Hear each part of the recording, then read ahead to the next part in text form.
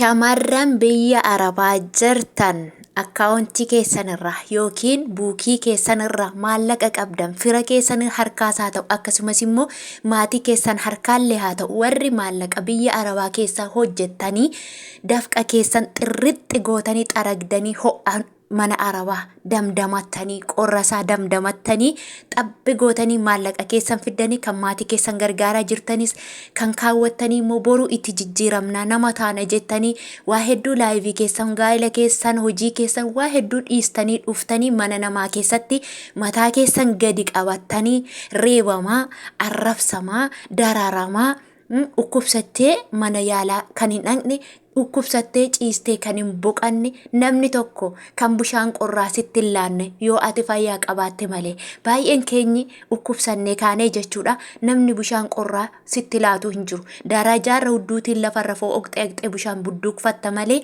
namni bishaan siif kennu hin jiru shamarran biyya Arabaa keessattuu jechuudha. Dhiiras yoo ta'e dhiirotas yoo ta'e dhiironni keenyis akka qalliitti miti kan isaan maallaqa fidan jechuudha kan isaan jireenya isaanii jijjiirrachuudhaaf biyya Arabaa eegan saafaa asii gadee namatti roobu kana keessa taa'aniiti kan isaan maallaqa fidan namni kamillee jechuudha dhiiradhaa shamarranii namni kamiyyuu akkasumas immoo namoonni baay'een maallaqa akkaawuntii irraa baay'ee qabna galleetiin biyya keenyatti suuqii bannee waa tokko goonee kana goonee hin jiraanna nuti sarraatanyaa uummanne har'a namaaf sarraatanyaa taana malee bor sarraatanyaa godha hojjennee ni jiraanna ni jijjiiramna jettanii abdii godhattanii jirtan baay'eetu jira nagaa waaqayyo isiniif haa baay'atu hordoftootaa fi jaallatamtoota kabajamtoota maamiloota kiyyaa anaa dhufu baga nagaa dhuftanii warri mana koof haaraa taatan laayik sheer sabskiraayib gochuu hin dagatiina isiniin jedha isin fayyada namoota baay'eetu yaaddoo hedduu keessa galee jira. Inni kunis maali yoo jettanii namni baay'een keenya akka akkaawuntii irraa maallaqa xiqqaatullee maallaqa qabnu ni beektu jechuudha. Beeksisa amma mootummaan baasirratti jechuudha. Waa'ee baasii maallaqni biyya Arabaa namoonni biyya Arabaa haa ta'u biyya kamillee jirtan Itoophiyaan ala jirtanii doolaara 571 ni kaffaltu. Warri biyya keessa jiru immoo 71 ni kaffaltuu jedhamee yaaddoo baay'ee keessa galamee jira. Namoonni baay'een sababa kana sababeeffachuudhaan kan maatiitiin jechuudha. Maallaqa kiyya baankii irraa baasiitii lafa jalatti simmintoo godhiitii lafa jala naa dhoksi yookiin of harka naa kaa'ii yookiin naa baasi jedhanii maatii cannaqaa jiran baay'eetu jira jechuudha. Dhugaa dubbachuuf nama ani beeku. Akkaawuntii irraa birrii baay'ee qabdi jechuudha hanga miliyoona 4 qabdi jechuudha waggaa baay'ee biyya Arabaa hojjettee baay'ee dadhabdee jirti jechuudha eessa abbaa koo lixaa anoo akkaawuntii kootiidha kananii bilbila akkaawuntii kanani baafadhee jiru maqaa kootiinidha silaa maatii koo harka akka buukiin jira mootummaa harka akkatti baafanneetiin birrii keenya offannuun qabnu kanaaf maal gochuun qaba ani hojii kana dhaabeen galeetaniin birrii koo baasee dhokseen biyya Arabaatti deebi'a silaa immoo biyya keenya keessatti yoo suuqii bananii hojjetan gibira hojjettu hundisaallee kasaaraa mootummaaf gala ammas ishuma jirtu kanallee immoo baafamee akka mootummaaf galudha kanaaf akka abbaa koon godha jettee baay'ee yaaddofti jechuudha ishii bichaa miti namoota baay'ee keenyatu cinqii guddaa keessa jira dhugaa dubbachuuf akka qaldiitti dudubbatamee kan tiktookii irra fiigamullee baay'eetu jira haa qalladamuyyuu malee namoonni dhugumadha dubbiin kuni dhugaadha sirriidha mootummaan nu harkaa fuudha jedhanii baay'ee yaadda'anii maatiitti himatan baay'ee jira tokko lama miti inni kun immoo jechuudha.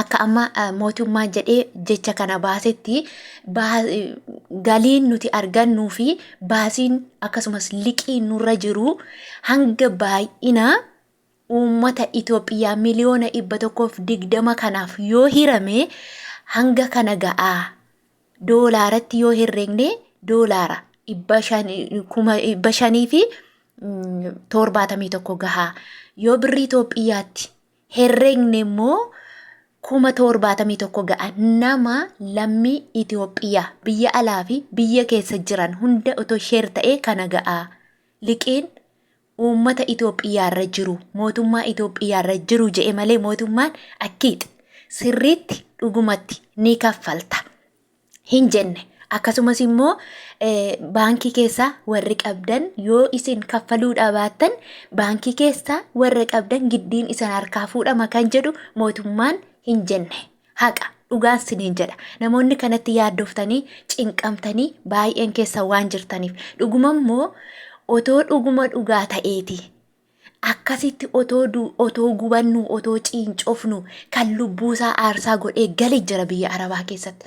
Kan fayyaasaa biyya Arabaa keessatti dhabee galee jira.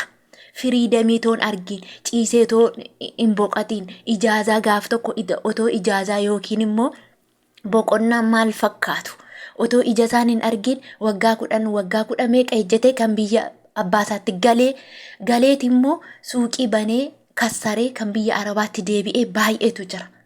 Galeet immoo jireenyi akka as ta'anii itti yaadan ta'uufii didee kan biyya Arabaatti gunnate barumsa kootti fufeenee baradhaa yookiin immoo gaa'ela kootti fufsiisee lafa qabsiisadha kan jedhu otoo hin taane kan meerrarame jireenya biyya maarrarame gara biyya Arabaatti deebi'utu jira amma jechuudha. Garuu namoonni kanaaf yaaddoftan dhugaa dubbachuuf hin yaaddahina. Akkasumas ani hojii dhaabee galeetaniin maallaqa kana baasee as deebi'a yoo jettan ofuma wacii taatu. Ofuma keessan wacii taatanii as deebitu. Wacii jechuun akka qaldiitti namni tokko har'a biyya galee jechuudha. Akka qaldiitti deebi'uun hin jiru. Sinii galee wanti isin itti karoortanii itti yaaddanii galtanii fi maallaqa nuti har'a as teenye kallattii kamiin lakkaa'aa jirru gaafa biyya gallee maallaqichi sun waan tokko nuu gochuu akka hin dandeenye itti yaadaa itti amana jala sarara. Dhugaa waaqayyoon sinii jedha. Nama 2, 3, 4 miti kan ani beeku biyya galanii ara birriin kun baay'eedha. Harka koorra baay'eetu jira. Kanaan suuqiin banadha. Kanaan immoo baankiin kaawwadha.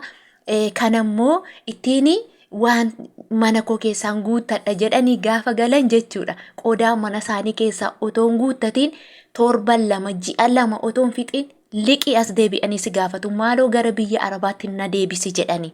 Kanaafuu karoora keessan malee birriin koo akkaawuntii irra jira, birriin koo ni saamama jettanii karoora keessan addaan kuttanii hin galiina. Dhugaa waaqayyoo hin galiina. Dubbiin akka dhufe miti. Dubbiin akka tiktookii irra odeeffamu miti.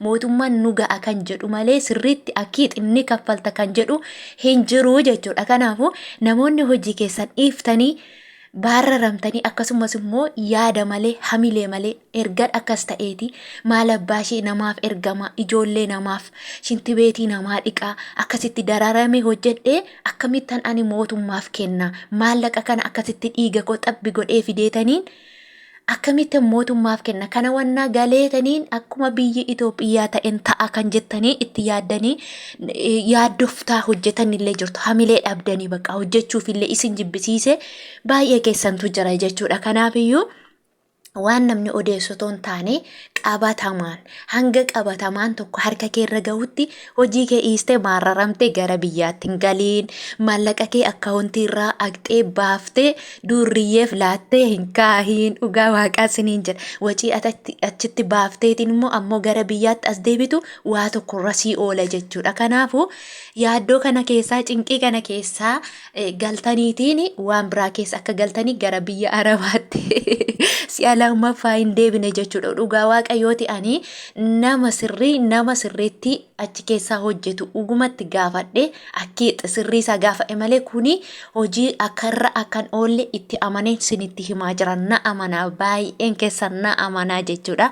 Kanaaf maal siniin jechuun barbaade itti fufaa hojii keessan mudhii keessanii dhadhaa jechas damdamadhaa obsaan waa hedduu damdamadhaati hojii keessan ejjetadhaa gaafa karoora keessanii gaafa yaada keessanii gaafa dhugumatti nan gala jettanii itti yaaddan sana galaa malee mirriramtanii birirri jettanii fiigdanii hin galiinaa kaansel godha hafa.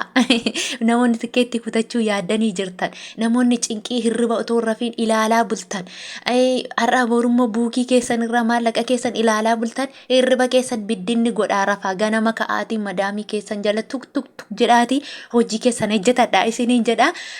Egaa dhugaa dubbachuuf dhugaa waaqayyoo isiniin jedha. Kiristoos anis akkuma keessan xiqqaattus maal taatus nan qaba buukii achi akkaawuntii nan qaba jechuudha. Garuu haa ta'uyyuu malee wanti odeessamuu fi wanti jedhamaa jiru hundisaa akka dhugaan taane amanaa isiniin jedha. Hojii keessan itti fufaatii hojjedha yaaddoo tokko cinqii tokko malee isiniin jedha. Namoonni immoo yaadni kiyya isinitti tole yaada qabdan deeggaruus na deeggaruus taatanii naqeequus taatan immoo koomentii jalatti barreeffachuu dandeessu isiniin jedha. Warri naqeeqxanis warri na jaallattas laayik gochuu immoo hin dagatiina isiniin jedha. Turtii biraan yookiin immoo viidiyoo nama gammachiisu haalaan abdii namatti horu wajjin walitti akka deebinu abdiin qabaa. Nagaannaa turaa.